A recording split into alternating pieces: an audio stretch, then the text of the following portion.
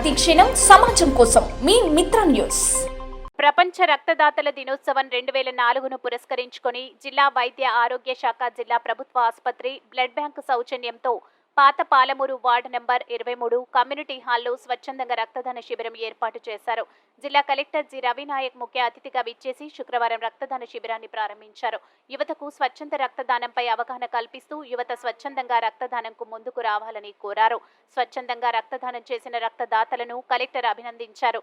జిల్లా వైద్య ఆరోగ్య శాఖ అధికారి డాక్టర్ కృష్ణ, ప్రభుత్వ ఆసుపత్రి superintendent doctor Jeevan, programme officer doctor Bhaskar Nayak, DLO doctor Zareena, pathology department head Naval Kishore, blood bank సిబ్బంది పాల్గొన్నారు.